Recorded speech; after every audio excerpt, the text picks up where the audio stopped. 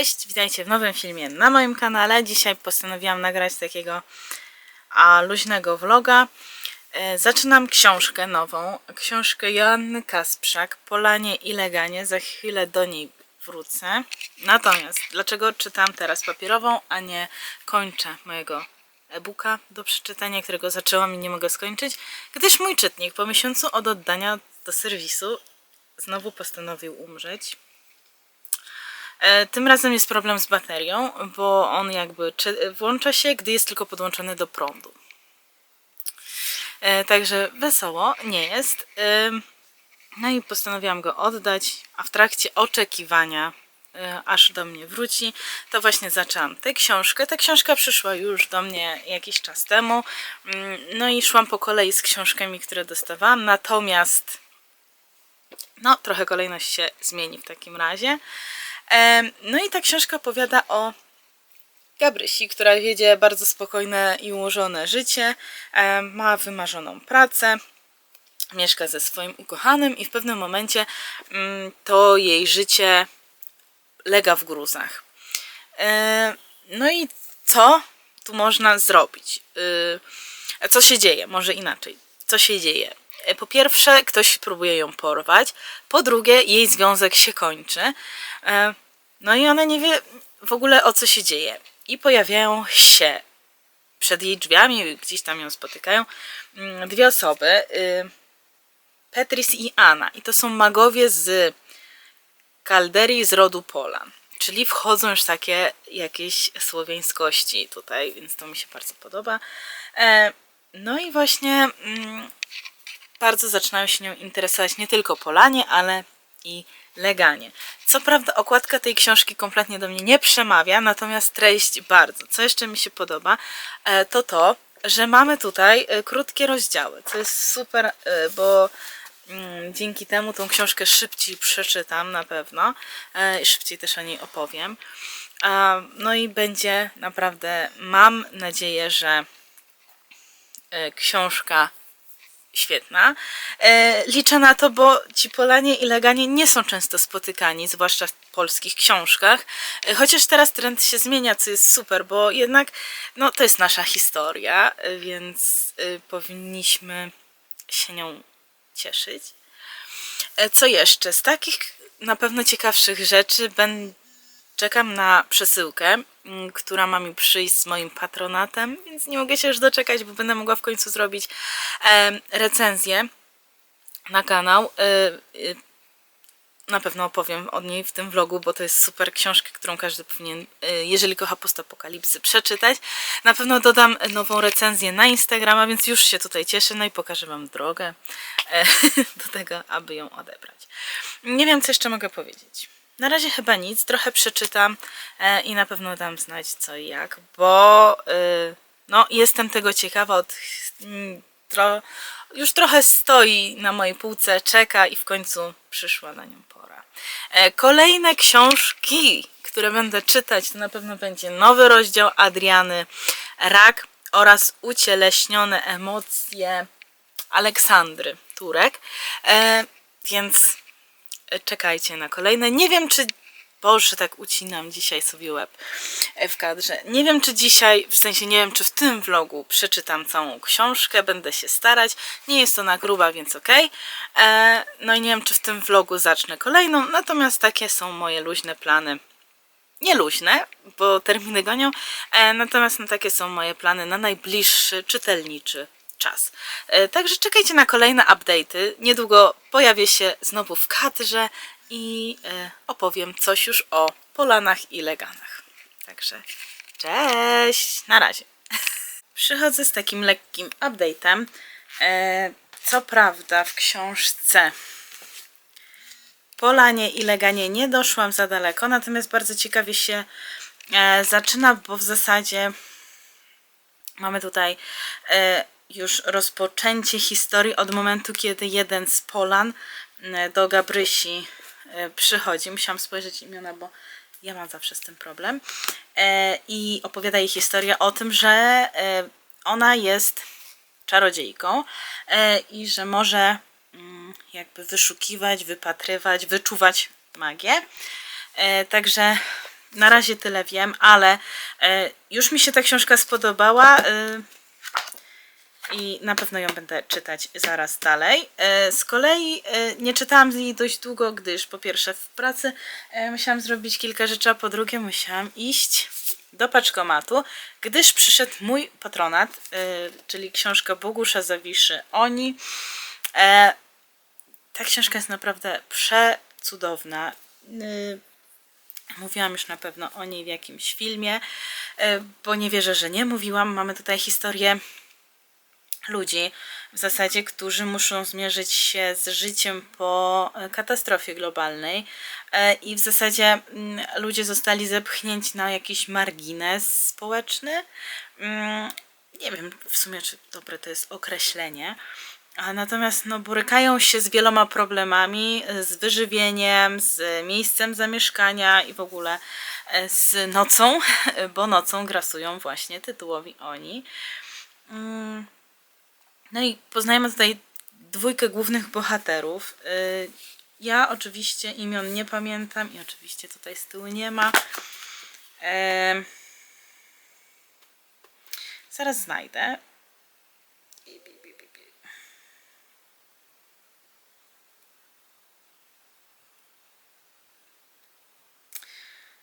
I jednak chyba nie znajdę.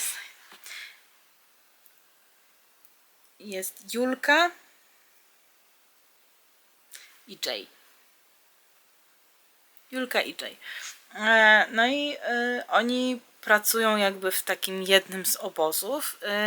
Julia zajmuje się chyba donoszeniem jedzenia, Jay pracuje w kuchni i gotuje to jedzenie. Oni się dobrze znają, no i tam spędzają ze sobą czas. No i w pewnym momencie słyszą za dużo i naczelnik tego obozu chce ich zlikwidować. Na szczęście na ich drodze staje strażnik, który im pomaga i razem całą trójką wydostają się z tego miejsca. No i zaczyna się taka ich przygoda. Trafiają w ręce według nich na początku odpowiednich ludzi, natomiast z czasem okazuje się, że ci ludzie wcale nie są tymi, za kogo się podają. Także taka historia, no i początkowy w sensie nie opis, tylko początkowa historia, od której zaczynamy tak naprawdę całą tą historię. Wydaje się nam na początku taka, a po co ona w zasadzie była, natomiast ona świetnie łączy się z tym, co jest dalej. Nie będę zdradzać jak, no bo to już by było za dużo do mówienia. Natomiast jest ona cudowna. A co jest jeszcze piękne w tej książce, to te barwione brzegi. Jest to pierwsza książka w mojej kolekcji, którą mam właśnie z barwionymi brzegami. I nie spodziewałam się, że zakocham się tak w barwionych brzegach. Te są wykonane przepięknie, bo czasem na przykład gdzieś w księgarniach jakichś widuję te barwione brzegi i one wcale tak jakościowo nie są wykonane, a tutaj naprawdę detale widać i wszystko jest pięknie. Także ja zabieram się teraz za pisanie recenzji na mój Instagram. Także jeżeli chcecie więcej trochę przeczytać o tej książce i moich odczuciach, to zapraszam tam. Link jest w opisie. No i co? I będę się zabierać dalej za czytanie Polanie i Leganie, bo naprawdę ta książka mnie bardzo zaciekawiła i zafascynowała. W ogóle w paczce miałam pokazać, jak idę po paczkę, natomiast byłam z psem. Byłam z psem i niestety są straty w paznokciach, bo tak szarpał mnie do innych piesków, że mi wyrwał paznokieć. Na szczęście nieprawdziwy, bo bym chyba umarła z bólu. Powiem jak to jest. Na szczęście nie był to prawdziwy, tylko tips, więc spoczko. Natomiast już jest naprawiony. Natomiast dostałam przecudowny ołówek. Ja uwielbiam w ogóle te piśmiennicze rzeczy dostawać. Nie wiem po co mi 50 długopisów, ale z każdego korzystam. Długopis, a propos długopisów, krówkę. Z mojej ulubionej serii chyba, bo są takie suche. Ja lubię te suche, nie lubię tych ciemnących. Tutaj jest chyba herbatka, także na pewno zaparzę. I akurat w mojej ulubionej wersji, ja uwielbiam ten smak. Zawsze pierwsze wyjadam. No i po Polanach i Leganach ja chyba jeszcze raz zasiądę do książki Bogusia, bo jest naprawdę nie dość, że przepięknie wydana, to jeszcze ta historia jest naprawdę wspaniała i zachęcam do tego, żeby przeczytać. Na stronie wydawnictwa można zakupić tą książkę z barwionymi brzegami. Nie wiem, czy jest jeszcze, wiem, że była w promocyjnej cenie, natomiast teraz nie jestem przekonana, ale myślę, że za każdą cenę warto tą książkę poznać i tak dla informacji to będzie trylogia. Bo planowane są, już napisany jest drugi tom, będzie jeszcze trzeci. Nie mogę się ich doczekać, gdyż ta historia nie jest zakończoną historią. I ja już nie mogę, naprawdę już nie mogę się doczekać, by poznać dalej tą historię, bo jest wspaniała. I chyba powtórzyłam to 5 razy, mówiąc tą recenzję, także bardzo elokwentnie. I z takich moich postapokalips wszechczasów to nadal Dmitrij Głuchowski na pierwszym miejscu jest u mnie. Potem ustawiłabym właśnie tą książkę Bogusza Oni. Następnie z postapokalips, które czytałam, myślę, że jest fenomen Macieja Rapy, bo ta książka też wywarła na mnie niesamowite wrażenie i nie wiem, czy nie ustawiłabym ich ex aequo na drugim miejscu po właśnie Głuchowskim, ale na takim bardzo wysokim miejscu, że Głuchowski powinien tam trzymać się stołka mocno, gdyż tutaj kandydaci do strącenia go dla mnie z pierwszego miejsca są. No i taki prekursor chyba, klasyka postapokalipsy, czyli Cormac McCarthy i jego droga, są niestety u mnie bardzo nisko. Nie przypadła mi ta książka do gustu i nie wiem, czy to jest wynik tego, że czytałam ją po rosyjsku, czy wynik czegoś innego, natomiast tamta książka kompletnie mi się nie podobała. No tutaj to jest taka postapokalipsa, którą bardzo lubię. Ale pokazałam tą okładkę, fascynująca. No. Także chyba więcej na razie nie będę update'ować. Muszę zrobić coś ciekawego, żeby jeszcze wkleić w tego vloga. No na pewno będę chciała tutaj skończyć Polan i Legan. Może gdzieś na spacer sobie wyjdę jutro. Who knows, who knows. No zobaczymy. Zobaczymy. I tak myślę, czy jeszcze czytam jakąś postapokalipsę. Na razie nic mi nie przychodzi do głowy. Wiem, że mam jedną na półce, Z jak Zachariasz, bo z tego co kojarzę, to jest postapokalipsa w pewnym sensie. Ale jeszcze jej nie czytam, więc jej jeszcze w ranking nie mogę zakwalifikować. No i co? Nie będę więcej mówić, bo już mówię i mówię, a w zasadzie więcej nowości się nie dowiecie. Także wpadajcie na Instagrama, zostawcie coś po sobie i ja na razie lecę i zobaczymy się jeszcze w update'cie na pewno. Kupiłam sobie wczoraj puzzle. Myślałam, że będą fajne, ale niestety okazały się dość ciężkie. Gdyż każdy element wygląda inaczej, a na dodatek są elementy specjalne. Także nie wiem, czy uda mi się to ułożyć. Będę update'ować. Z książki Polanie i Leganie nie przeczytałam za dużo, natomiast jak już uporam się z tymi puzzlami, to wtedy polecę dalej z książką. Dzisiejszy wieczór zapowiada się owocnie. A do tego oglądam sobie serial Grimm. Polecam, jeżeli macie Sky Show, to tam można obejrzeć i jest to naprawdę świetny serial. Także co, do zobaczenia w kolejnych update'ach. Witajcie w kolejnym update'cie. Mam wrażenie, że ten vlog będzie składał się tylko z update'ów, ale postaram się jeszcze coś dograć innego poza update'ami.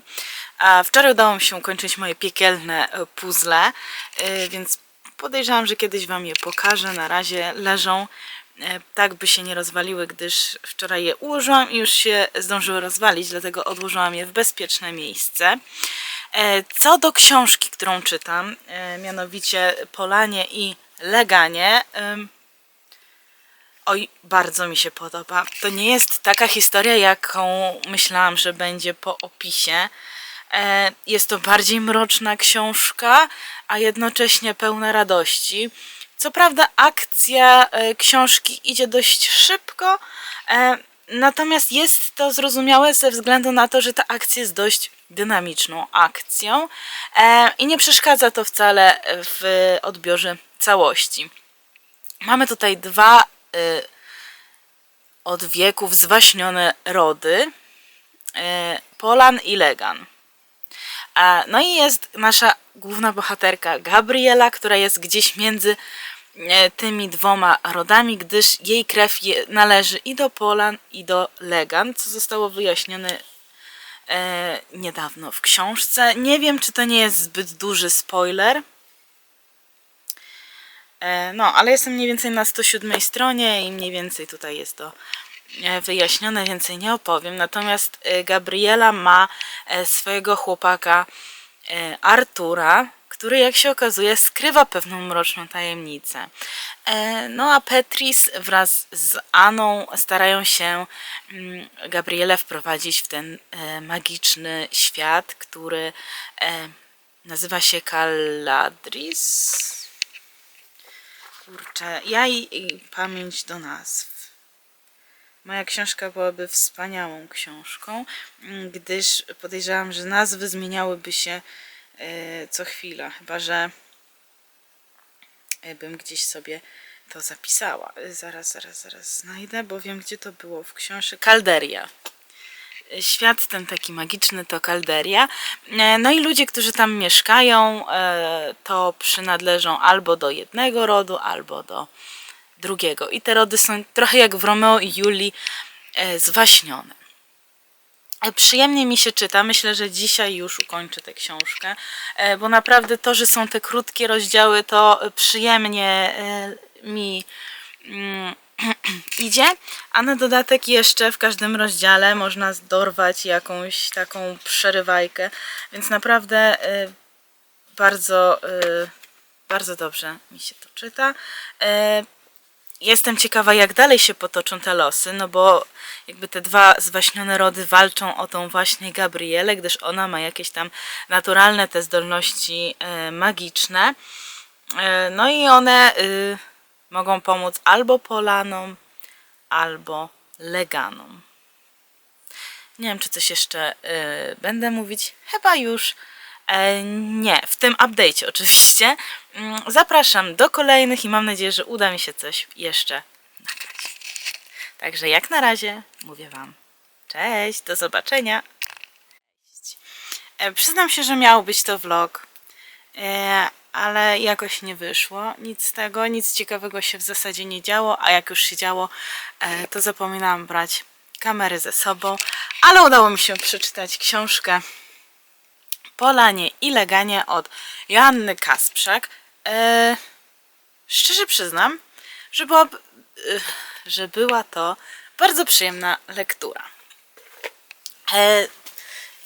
Ostatnio byłam przygotowana do takiej jakiejś większej akcji, żeby wiele się działo, natomiast tu tak wiele się nie działo i w zasadzie to mi kompletnie nie przeszkadzało.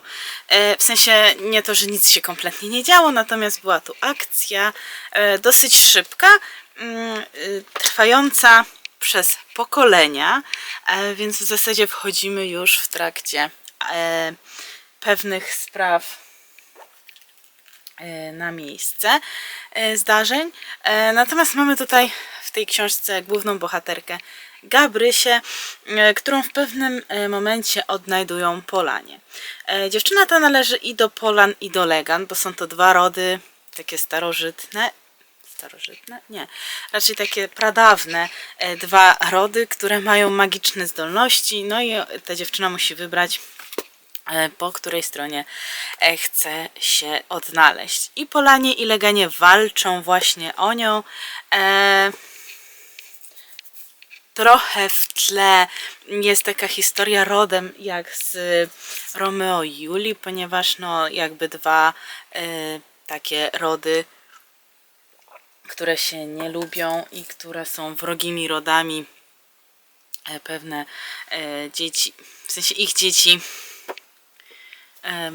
właśnie są ze sobą i powstaje tak Gabrysia, stąd też jej zdolności są takie dosyć duże w tej kwestii. Jest to książka idealna nie tylko dla osób już dorosłych, ale myślę, że też dla młodzieży. Myślę, że młodzież też tu by się świetnie przy tej książce bawiła. Nie ma tu nic takiego przerażającego w tej książce. Jest to po prostu kawał dobrej, fajnej, przyjemnej fantastyki. Nie jest to taka stricte adult fantasy. Czemu mi to przyszło do myśli po angielsku? W sensie nie jest to taka dorosła fantastyka. Jest to po prostu fantastyka dla każdego w zasadzie. Więc z Polanami i Leganami już zakończyłam bardzo przyjemną przygodę. A teraz będę się zabierać za książkę Adriany Rack, nowy rozdział. Też po opisie jest to dosyć przyjemna książka. Ja nie pamiętam, dlatego pozwolę sobie Wam przeczytać ten opis. Elwira, starając się zapomnieć o trudnej przeszłości, bierze los w swoje ręce i postanawia zacząć życie na nowo. Z wielkim bólem serca wyprowadza się do Poznania, gdzie próbuje swoich sił jako agentka w biurze nieruchomości. Po kilku miesiącach ciężkiej pracy wyprowadza się od przyjaciółki i wynajmuje skromną kawalerkę. Jest spokojna i pełna nadziei na lepsze jutro. Niestety, przekorny los szybko przypomina o sobie. Pewnego dnia Elwira dowiaduje się o śmierci ukochanej babci Maliny i odtąd jej życie ponownie lega w gruzach. Szanse na odbudowanie tego, o co walczyła przez ostatnie miesiące, maleją z każdym kolejnym dniem. Młoda kobieta ponownie zostaje wplątana w trudną, toksyczną relację z matką. Po pewnym czasie poddaje się i zaczyna powątpiewać w samą siebie. Mając jednak na uwadze dobro młodszej siostry, wciąż miota się, szukając drogi do szczęścia, a droga ta, jak można się domyślić, będzie kręta i wyboista. Także bardzo ciekawy opis jest tej książki.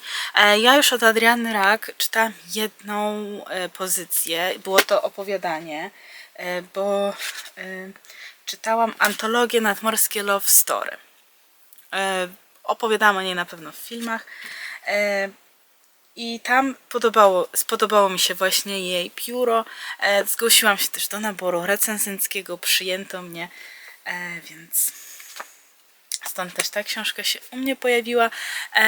Czy będę polecać? Na pewno jeszcze powiem. Nie wiem, czy w tym filmie, bo wydaje mi się, że skoro w zasadzie nic się nie działo, to będzie to taki film z czytania książki Polanie i Leganie w głównej mierze, chociaż tam wydarzyło się też kilka innych rzeczy. Także chyba już bez zbędnego przedłużania zakończę ten film. Także mam nadzieję, że Wam się taki film podobał. Do zobaczenia w kolejnych filmach. Pa!